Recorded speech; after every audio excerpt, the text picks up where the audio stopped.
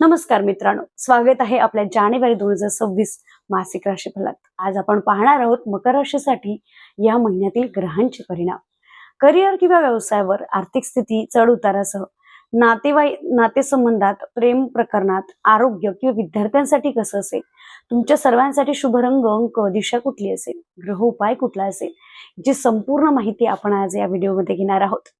जाणून घेऊया ग्रहस्थिती। मकर राशीसाठी गुरु तुमच्या करिअर भावात नवीन संधी आणि ज्ञान वृद्धी घेऊन येतोय। शनी 5व्या भावात मेहनत फळ देईल। राहू एकादश भावात अनपेक्षित आर्थिक संधी किंवा आर्थिक खर्च सुद्धा उद्भवून आणू शकतो। आता आपण जाणून घेऊया तुमच्या करिअर किंवा व्यवसायाबाबत काय सांगताय हा महिना। पहिल्या आठवड्यात जुन्या प्रोजेक्टमध्ये समाधान मिळेल। 8 ते 16 तारखेपर्यंत नवीन जबाबदारी येऊन नेतृत्व क्षमता सिद्ध होऊ शकते। व्यवसाय करण्यासाठी कन्सल्टिंग, रिटेल, डिजिटल सेवा फायदेशीर ठरू शकते। पार्टनरशी निर्णय घेण्यापूर्वी करार नीट तपासा। आता आपण जाणून घेऊया तुमच्या आर्थिक स्थितीबाबत। 1 ते 7 तारखेत काही अनपेक्षित इन्कम पण खर्चही वाढू शकतो, जसं की चढ उतार हा दिसून येऊ शकतो। 10 ते 15 तारखेत गुंतवणूक फायदेशीर ठरू शकते, पण काळजीपूर्वक निर्णय घ्यावा लागेल। 8 ते 22 तारखेत आर्थिक संधी कमी होऊ शकतात। खर्चांवर नियंत्रण ठेवणे गरजेचं आहे।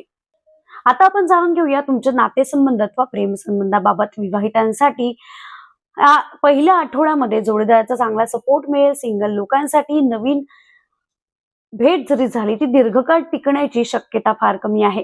त्यामुळे जर मिसअंडरस्टँडिंग होत असेल तर संवाद साधा, संवादाने नाती टिकली जाऊ शकतात। आता आपण जाणून घेऊया तुमच्या आरोग्याबाबत। थकवा, स्नायू दुखणे, डोके दुखणे, यामध्ये तक्रारी, ताणतणाव, असा मायग्रेन सारखे आजार सुद्धा दिसून येतात आहे, म्हणून त्याकडे अजिबात दुर्लक्ष करू नका।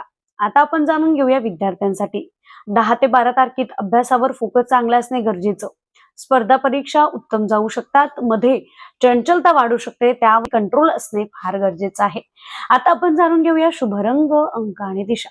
तुमच्यासाठी शुभ रंग जो आहे तो जांभळा, पांढरा असू शकतो। लकी कलर 4 किंवा 8 असू शकतो आणि लकी दिशा जी आहे ती वायव्य असू शकते। आता आपण जाणून घेऊया तुमच्यासाठी काही उपाय। शनिवारी काळे तीळ किंवा उडीद तुम्हाला दान करायचे आहे।